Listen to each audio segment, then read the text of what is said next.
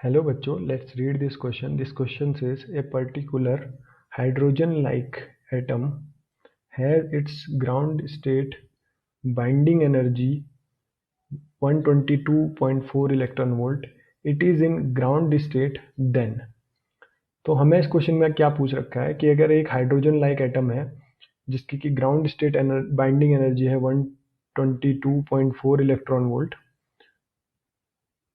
It is in ground state, और जो कि ग्राउंड स्टेट में है, तो कौन कौन सी ऑप्शन जो है हमारे करेक्ट ऑप्शन है।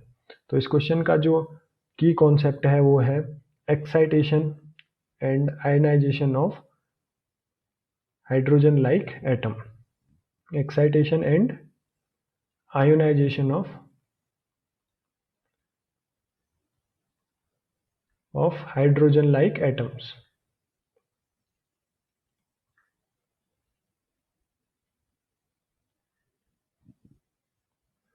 तो इस क्वेश्चन में हमको क्या दिया गया है कि जो एटम है वो ग्राउंड स्टेट में है और उसकी जो ग्राउंड स्टेट बाइंडिंग एनर्जी हमको दी है वो है 122.4 इलेक्ट्रॉन वोल्ट। तो पहले हम जान लेते हैं कि हाइड्रोजन लाइक एटम की जो ग्राउंड स्टेट बाइंडिंग एनर्जी होती है वो होती है 13.6 into Z square divided by N square.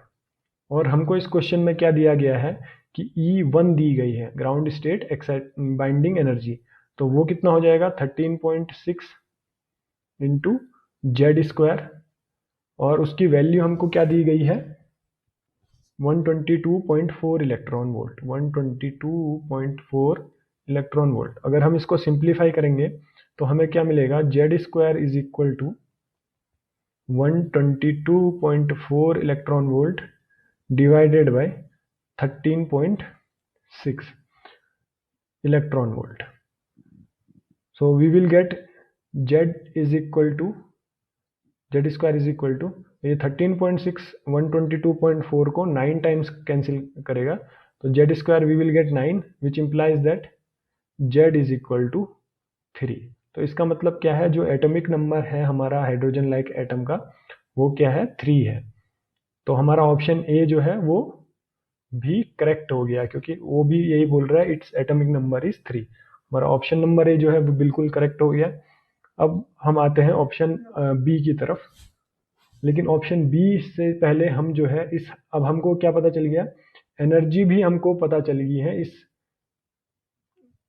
Total energy of nth shell of hydrogen this hydrogen like atom. तो total energy of this hydrogen like atom is given by -13.6 divided into Z square. तो Z square क्या है यहाँ पे 3, तो 3 का square कितना हो गया 9 डिवाइडेड बाई एन स्क्वायर। तो अगर हम इसको ई एन को कैलकुलेट करें तो हमारे पास आएगा -122.4 electron volt divided by N square. तो ये जो है हमारी एनर्जी, हर एक पर्टिकुलर ऑर्बिट की एनर्जी हमारे को मिल गई है उस हाइड्रोजन लाइक एटम के लिए। तो अब हम क्या कर सकते हैं, एनर्जी लेवल डायग्राम ड्रॉ कर सकते हैं इस हाइड्रोजन लाइक एटम के लिए। तो सपोज ये हमारी है ग्राउंड स्टेट एनर्जी, उसके बाद ये हमारा है फर्स्ट एक्साइटेड स्टेट एनर्जी, ये है हमारा second excited state energy, and so on up to this is our energy corresponding to n equal to infinity. मतलब जहाँ पे एनर्जी जो है जो है जीरो होगी, तो इस एनर्जी के बाद जो है हमारा जो, अगर एनर्जी उसकी जीरो हो गई इलेक्ट्रॉन की, तो वो क्या हो गया, लिबरेट हो गया, या फिर हमारा जो एटम इलेक्ट्रॉन है वो एटम से ही बाहर निकल गया। तो ये हमारी है n इक्वल टू 1, ये है हमारी n इक्वल टू 2, ये है n equal to 3 and so on n equal to infinity तक। तो n इक्वल टू 1 की जो एनर्जी होगी, अगर हम यहाँ से कैलकुलेट करें E1, तो वो तो सिंपली है हम -122.4 इलेक्ट्रॉन वोल्ट। अगर हम E2 कैलकुलेट करें फर्स्ट एक्साइटेड स्टेट की एनर्जी, तो हमको मिलेगी -122.4 इलेक्ट्रॉन वोल्ट डिवाइडेड बाई 4, 2 का square, which will be equal to 30.6 electron volt. तो हम और भी कैलकुलेट कर लेते हैं, E3 जो होगी वो होगी, तो E3 जो होगी हमारी वो है -122.4 डिवाइडेड बाई 9, 3 का square, which will B -13.6 electron volt.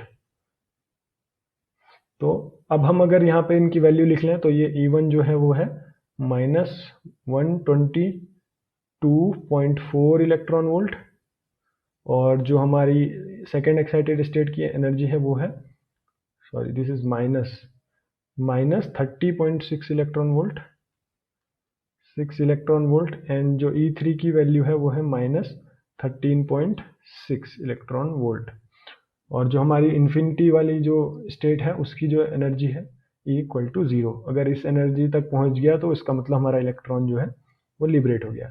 और सेकेंड थिंग क्या दी गई है कि जो हमारा एटम है वो ग्राउंड स्टेट में है, तो हमारा जो इलेक्ट्रॉन होगा वो ग्राउंड स्टेट में ही होगा। अब हमको क्या करना है, अब हमको पहला ऑप्शन जो है, बी ऑप्शन जो है वो उसको देखते हैं। तो बी ऑप्शन हमसे कह रहा है an electron of 90 electron volt can excite it. तो अगर हम देखें, ये हम सपोज ये हमारा इलेक्ट्रॉन आ रहा है जिसकी की एनर्जी है 90 इलेक्ट्रॉन वोल्ट, ये ऑप्शन बी का हम देख रहे हैं। तो 90 इलेक्ट्रॉन वोल्ट का जो इलेक्ट्रॉन है उसकी एनर्जी, टोटल एनर्जी इसके पास 90 इलेक्ट्रॉन वोल्ट है। लेकिन अगर हम चाहते हैं कि हमारा जो इलेक्ट्रॉन है वो एक्साइट हो, ये एक्साइट होने का मतलब है कि हायर एनर्जी लेवल में जाए, तो उसको मिनिमम एनर्जी कितनी चाहिए, उसको मिनिमम एनर्जी चाहिए ये n=1 से जितना n=2 जाने में जितनी एनर्जी लगेगी। तो ये जो एनर्जी गैप है इसके बराबर जो है उसको मिनिमम एनर्जी चाहिए। तो ये जो गैप है वो कितना होगा, ये होगा 91.8 इलेक्ट्रॉन वोल्ट।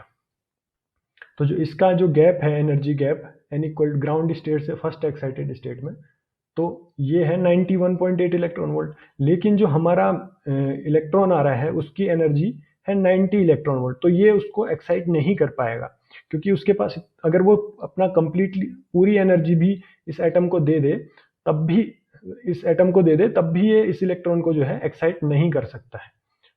तो हमारा जो ऑप्शन बी है वो गलत हो जाएगा, क्योंकि N electron of 90 electron volt can not excite it.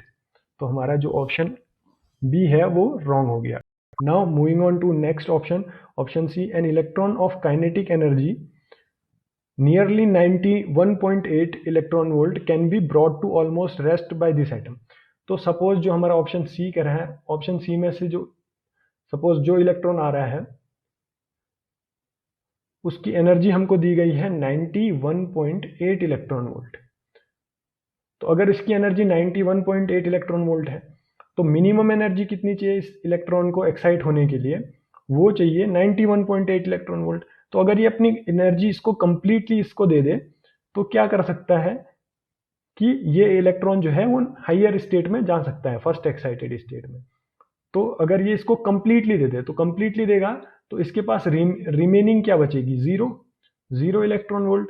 तो इसका मतलब जब अगर ये इसको हम रेस्ट में ला सकते हैं, क्योंकि जो जिसकी एनर्जी जीरो होगी वो रेस्ट पे हो गया, तो इसका मतलब जब इलेक्ट्रॉन इसको अगर अपनी कंप्लीट एनर्जी दे सकता है तब ये एक्साइट हो जाएगा और इसकी जो एनर्जी है वो जीरो हो जाएगी। तो इसका मतलब हमारा ऑप्शन सी जो है वो करेक्ट है। ऑप्शन सी क्या है, an electron of kinetic energy nearly 91.8 electron volt can be brought to almost rest by this atom. ये एटम क्या करेगा, इससे इसकी कंप्लीट एनर्जी ले लेगा और तो कंप्लीट एनर्जी ले लेगा तो ये जो इलेक्ट्रॉन था ये रेस्ट पे आ जाएगा, और जो हमारा ये एटम का इलेक्ट्रॉन है वो एक्साइट होके फर्स्ट एक्साइटेड स्टेट में चला जाएगा। अब हम जो है डी ऑप्शन को देखते हैं। डी ऑप्शन हमसे क्या कह रहा है, an electron of kinetic energy 2.6 electron volt may emerge from the atom when the electron of kinetic energy 125 electron volt collide with this atom। तो हमसे क्या कह रहा है कि अगर सपोज जो डी ऑप्शन से हमारा जो इलेक्ट्रॉन आ रहा है वो कह रहा है कि जो ये इलेक्ट्रॉन है इसकी जो एनर्जी है वो है 125 इलेक्ट्रॉन वोल्ट, और अगर वो इस एटम से टकराता है तो ये अपनी कुछ एनर्जी इसको दे सकता है और कुछ बाकी बची हुई इसकी एनर्जी एज इट इज इसके साथ चली जाएगी। तो जो मैक्सिमम एनर्जी ये दे सकता है वो है इस एटम को, वो है इसको आयनाइजेशन करने तक, मतलब इस इलेक्ट्रॉन को हमारे इस स्टेट n=1 से n=∞ स्टेट तक ले जाने तक की जितनी एनर्जी है यही मैक्सिमम इसको दे सकता है। तो ये एनर्जी गैप कितना होगा, 122.4 इलेक्ट्रॉन वोल्ट। जो ये एनर्जी गैप है, आयनाइजेशन एनर्जी जिसको हम बोलते हैं, वो कितनी है, 122.4 इलेक्ट्रॉन वोल्ट है इस हाइड्रोजन लाइक एटम के लिए। और जो हमारा इलेक्ट्रॉन आ रहा है वो उसकी एनर्जी है 125 इलेक्ट्रॉन वोल्ट। तो अगर वो इसको 122.4 इलेक्ट्रॉन वोल्ट दे देगा और तो ये हमारा इलेक्ट्रॉन जो है वो एटम से फ्री हो जाएगा। और ये वाले इलेक्ट्रॉन की कितनी एनर्जी बचेगी, अगर ये 125 इलेक्ट्रॉन वोल्ट का था, इसने 122.4 इलेक्ट्रॉन वोल्ट इसको दे दी, तो जो इसके पास रिमेनिंग एनर्जी होगी वो कितनी होगी, 2.6 इलेक्ट्रॉन वोल्ट। तो जो हमारा इमिटेड इलेक्ट्रॉन होगा उसकी जो इमर्जिंग इलेक्ट्रॉन होगा उसकी जो एनर्जी होगी वो 2.6 इलेक्ट्रॉन वोल्ट होगी, क्योंकि इसने ये मैक्सिमम जो है इसको कितनी एनर्जी दे सकता है, ज्यादा से ज्यादा इस इलेक्ट्रॉन को कितनी एनर्जी दे सकता है, इतनी एनर्जी ही दे सकता है कि ये एटम से बाहर निकल जाए। तो एटम से जब बाहर निकल गया उसके बाद वो फ्री है, तो इसने कितनी एनर्जी दे सकती है, मैक्सिमम 122.4 इलेक्ट्रॉन वोल्ट।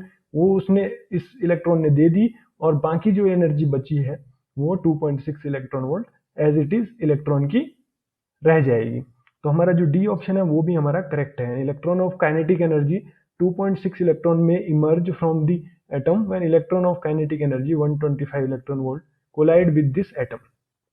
तो हमारा जो करेक्ट ऑप्शन है वो है option A, it's atomic number is 3।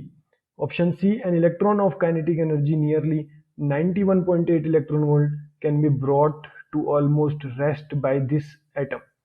Option D भी करेक्ट है, an electron of kinetic energy 2.6 electron volt में emerge from the atom when electron of kinetic energy 125 electron volt collide with this atom.